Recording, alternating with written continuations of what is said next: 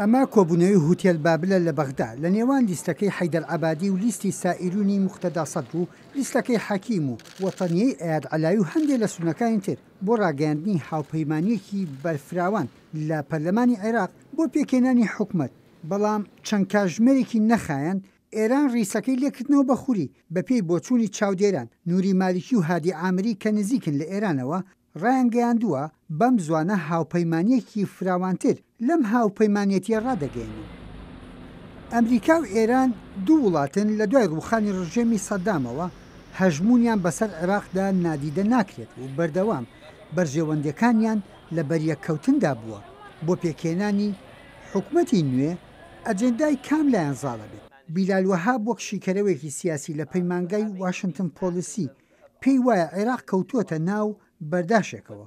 توانی بڵێ عێراق لە دۆخێکی خراپایە لەلایەکەوە پەیوەندیەکی ئەمنی عسکەری گرنگی لەگەڵ ئەمریکا هەیە، لەلایەکی ترەوە بانقەکانی ئەمریکا پارێزەری عملەی عێراقین، پارێزەری اقتصادی عێراقین، چونکە لە یازال عێراق کێشەی زۆری هەیە لە زمانی سەدام حوسێنەوە لەگەڵ چەند وڵاتێکا کەوا داوای قەرز لە عێراقەکەنەوە، پارەی عێراقی و پارەی داهاتی نەوتی عێراقی ئەچێتە بانقێکی ئەمریکیەوە لە نیویۆرک، بۆیە هەم عسکەریەن هەم مالیەن عێراق پێویستی بە ئەمریکا هەیە و ناتوانێت پشت لە ئەمریکا بکە و بێگوێیی بکە چونکە زەرەری پێیەگا.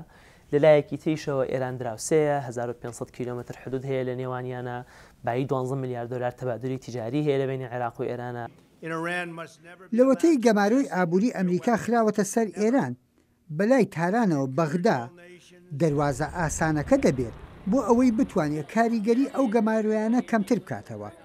ڕەنگە تاکە بازاریش بێت دراوەکەی ئێران سەری بەرز بێت و مامەڵەی پێوە بکرێت. ئێران دەیەوێت عێراق بەکار بهێنێ وەکو دەواازەیەک بۆ ئەوی بتوانێت پەیوەندیەکانی لەگەڵ وڵاتانی تردا ڕابگرێت. بەمەش عێراق دەکەوێتە بەردەم بارودۆخێکی سەختەوە. عێراق دەیەوێت پەیوەندیەکی هاوسەنگی هەبێت لە نێوان تاران و واشنگتۆن، بەڵام بۆ بەغدا سەخت دەبێت بتوانێت ئەو هاوسەنگی ڕابگرێت. شەقامی عێراقی دوای ئەو هەموو خۆپیشاندان و ناڕەزایەتیانە بەرگەی چاوەڕوانی مانۆری دروستکردنی حکومەت دەگرن کە ڕوون بۆتەوە حکومەتەکەیان دەبێت بە پێ پێوانەکانی ئەمریکا بێت یاخود ئێرانیەکان. ئەوە پەیوەندی بەوە هەیە چ جۆرە حکومەتی عێراقدا دروست بێت، وەک ئەوەی هەیان بووە حکومەتێکی بنکە فراوان یان حکومەتێکی شیعی کە زۆر لە ئێرانەوە نزیک بێت. ئەگەر حکومەتێکی هاوشێوەی عەبادی دروست بێت ئەوە هەوڵ دەدات کە پەیوەندی لەگەڵ هەردوو لا باش بێت، بەڵام ئەو ئەرکە زۆر بە گرفتر دەردەکەوێت لەبەر ئەوەی گرژی نێوانی واشنگتۆن و تاران تەنها لە نێوان ئەو دوو وڵاتەدا نامێنێتەوە بەڵکو شوێن تریش دەگرێتەوە. خەڵکی عێراق چاوەڕوانی دروستبوونی حکومەتێکە پێی رازی بێت لەو لاشەوە هەر لایەنێکی سیاسی بیگری باڵی بەدەست وڵاتێکی ترەوەیە. ئیدی خەڵک دەبێت چاوەڕوانی هەنگاوە دیبلۆماسیەکانی تاران و واشنگتن بێت یاخود سیاسی عێراقیەکان دەتوانن ئەم تەنگەژەیە تێپەڕێنن. یەحیا بەرزنجی دەنگی ئەمریکا، واشنگتن.